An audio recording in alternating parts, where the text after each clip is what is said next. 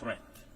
Conflicts and tensions pervade every frontier, undermining the collective security that international cooperation seeks to uphold. Cases of polarizing narratives, factionalism, social upheavals, organized crime, war, and stockpiling of weapons of mass destruction are at an all-time high. Great power rivalry is intensifying, provoking regional competition and inducing geopolitical and geoeconomic realignments and tensions. The subtle nuances of them versus us has produced negative coalitions, wars, tensions, as well as eroded trust and confidence in global multilateral system. From Gaza to Darfur, Ukraine, Yemen, Eastern DRC, the Sudan, the Sahel, and the criminality in Haiti, conflict is inflicting a trail of destruction of life and livelihoods in historic proportions. These conflicts have become battlegrounds for armed factions, external interventions, and proxy wars, resulting in unprecedented anarchic situations and long-lasting negative repercussions on global stability and economic development. The world cannot realize durable peace, security, and shared prosperity when emphasis is being put on what divides rather than what brings us together. We must therefore promote approaches that support positive competition for all.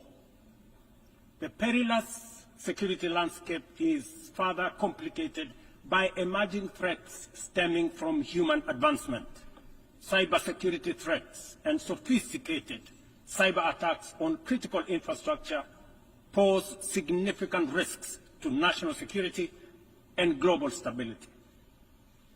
Furthermore, the proliferation of advanced technologies such as artificial intelligence in the military domain and autonomous weapons systems has introduced new challenges for arms control and international regulation.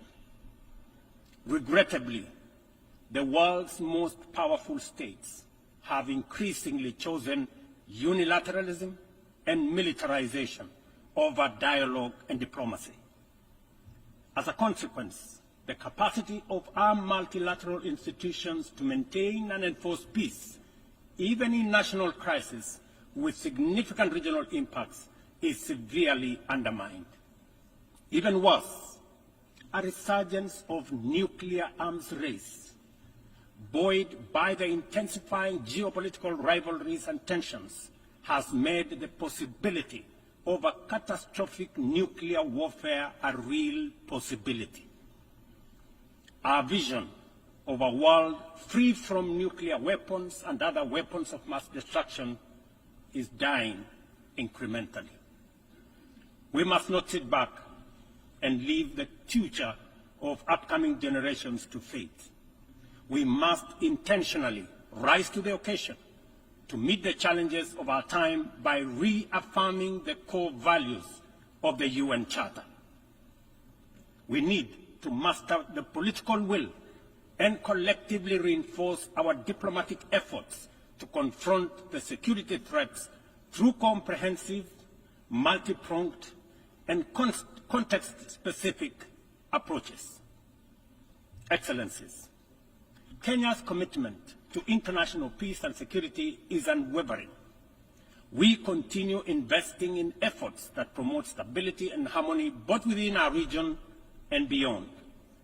We are committed to continuing to mediate, facilitate, and support peace initiatives and processes in our region, contributing to regional peace operations and the UN peacekeeping missions. Through our participation in the Africa Union Transition Mission in Somalia, we have stood side by side with our sisterly neighbor, Somalia, in their fight against Al-Shabaab. We are proud that Somalia will soon take up a seat as a non-permanent member of the Security Council, underscoring the tremendous progress achieved in consolidating peace and stability in that country. The UN must, however, continue to support Somalia in forging an agreement on the post-2024 security support.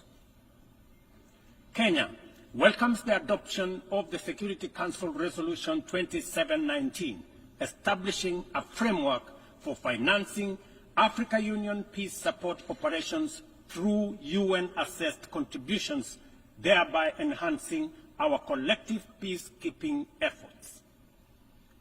A well-funded AU peace operation are not only an African priority, but a global good, considering the complexity and interconnected nature of emerging threats to international peace and security.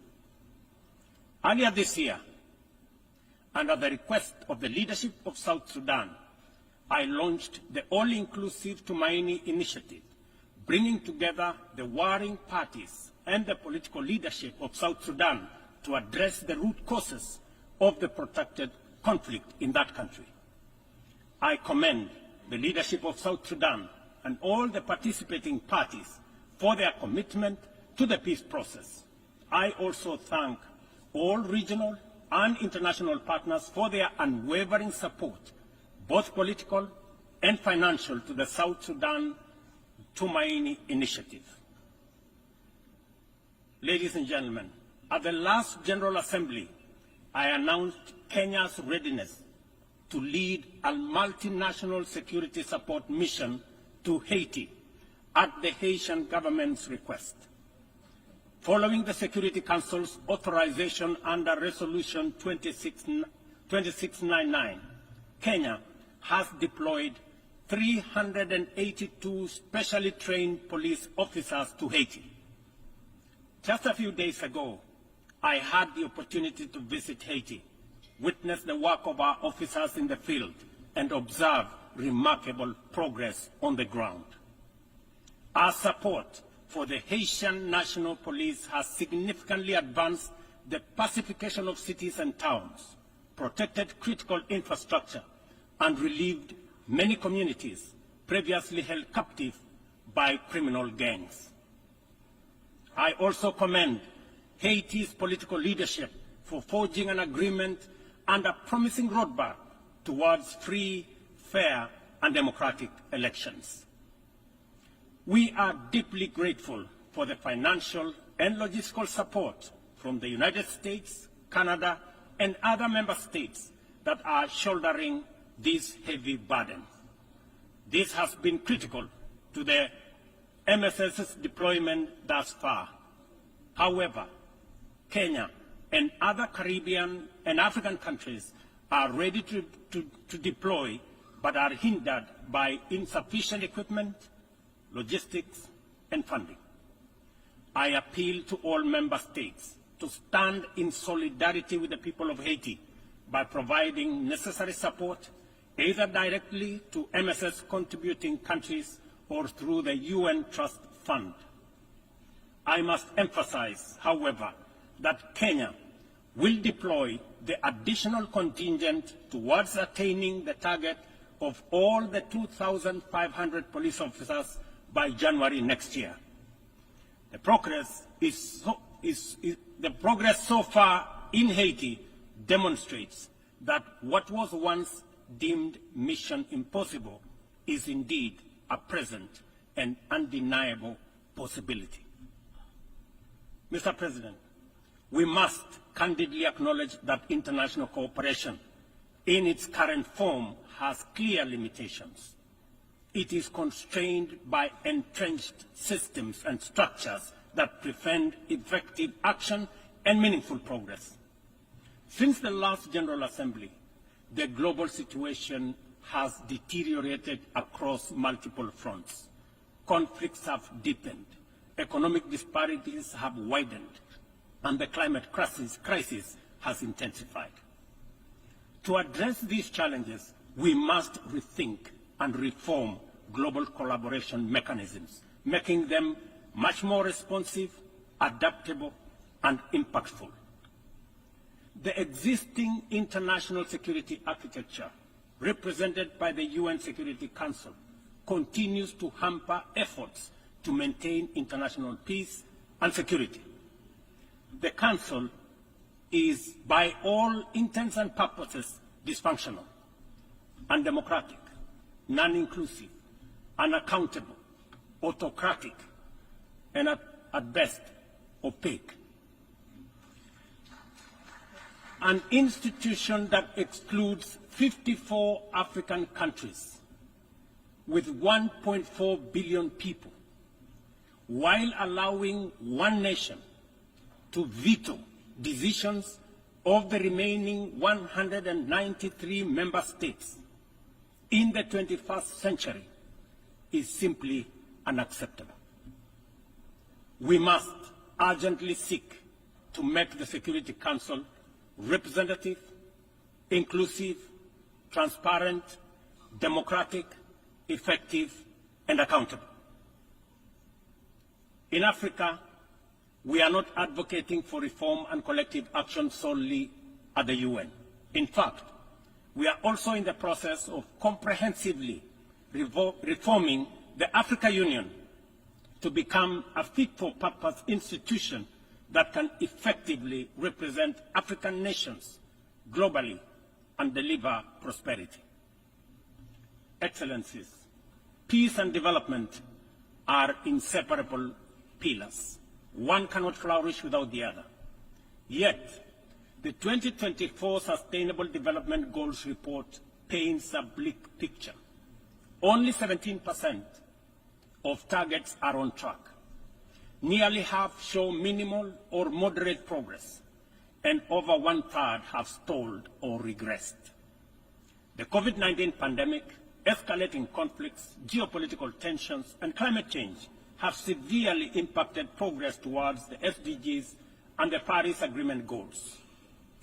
Inadequate and unsustainable means of implementation, particularly in financing, technical support, and capacity building, continue to obstruct our efforts to realize the 2030 agenda. Biased methodologies employed by credit rating agencies further disadvantage African countries, making it more difficult to access affordable financing from international capital markets. Additionally, unilateral economic, financial, and trade measures not only impede the full achievement of economic and social development, but also undermine the principles of international cooperation, mutual respect, and sovereignty. Let us pause and reflect on the true significance of this predicament. Many countries in the global south are forced to choose between buying medicine and hospital equipment or paying their debt obligations, and between buying textbooks for school-going children or paying their debt obligations. They are forced to choose between hiring teachers and making sure that there is equipment in schools or paying their debt. I can go on and on. This is not an abstract illustration detached from daily reality, but the normal experience of millions of ordinary people. One must wonder what goes on in the minds of those who prioritize economic returns over people. Ladies and gentlemen, what really happened to humanity? Addressing these deep-rooted challenges requires transformative changes to build a more equitable and resilient global framework. We have outlined many of these solutions in the Pact of the Future, demonstrating our clear understanding of what needs to be done. However, we have yet to master the political will necessary to turn these commitments into action. It is a fundamental principle of development that no nation can achieve lasting prosperity if its neighbors remain impoverished. Our economies are interconnected, and the well-being of one directly impacts the other. we must ensure that developing countries have the necessary foundations to claim their rightful place in the 21st century global economy. This is not just a moral and fair imperative.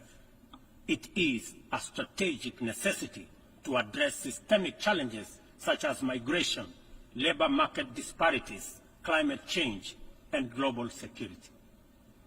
Strengthening these foundations requires reforming the international financial architecture, facilitating debt relief, concessional long-term at-scale financing, grants, and de-risking lending instruments is essential to increasing investment to develop vital infrastructure and expand critical sectors.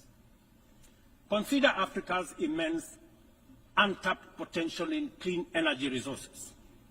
Harnessing this potential is critical not only for the continent's economic growth and social resilience, but also for global priorities like accelerating the energy transition, combating climate change, and diversifying supply chains. Energy-hungry industries such as data centers, mineral processing, and manufacturing are seeking clean and affordable sources which Africa can provide in abundance. Yet, out of the 500 gigawatts of renewable energy added to the global mix in 2023, Africa accounted for less than 3 gigawatts. How is this possible, given the continent's vast natural resources, skilled workforce, and massive energy needs? We cannot allow Africa to be left behind this time round.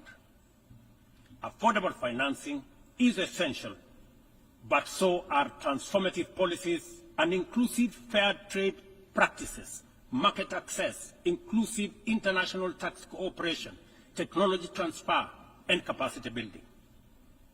This is why, at COP28, we launched the Africa Green Industrialization Initiative, aimed at unlocking investments for the continent's immense opportunities. This Pan-African initiative promotes large-scale, high-impact, and bankable green industrial and infrastructure projects. Next month, in Nairobi, we will host an investment forum for the Accelerated Partnership for Renewables in Energy to attract investments for the untapped potential in solar, wind, geothermal, and hydropower. Globally, we also need to improve the tools we already have. The FTG Stimulus Fund, initiated by the Secretary General in 2023, requires our joint support to succeed, including from multilateral development banks. Similarly, replenishing the International Development Association, IDA, is essential to provide concessional loans to the world's poorest nations. Earlier this year, I hosted the IDA 21 Replenishment Summit in Nairobi, where African leadership reaffirmed the critical importance of IDA for developing countries and called for an ambitious replenishment of $120 billion. Our collective efforts must include trust and accountability to ensure that we fulfill our promises and our commitments. Additionally, we launched the Africa Club, the Alliance of African Multilateral Financial Institutions, to strengthen and support Africa's position in the global financial architecture. This body will serve as a powerful negotiator on behalf of the continent, coordinate with global financial institutions, and leverage African countries' balance sheets to increase investment and create jobs in Africa. We believe that African institutions such as the Afri-Exim Bank, Trade and Development Bank, the Africa Finance Corporation, among others, understand the continent even better. As part of the reform of the international financial architecture, we must not only reform the multilateral institutions, but also support and stop bias against these African institutions. Excellencies, ladies and gentlemen, climate change remains one of the greatest challenges of our time. Biodiversity loss and pollution have created environmental crises that upend lives, reverse progress in poverty reduction, and strain ecosystems to their breaking point. Extreme weather conditions continue to hinder the development aspirations of many countries, especially in Africa, where severe climate-related hazards are becoming more frequent and more intense. In 2022, over 110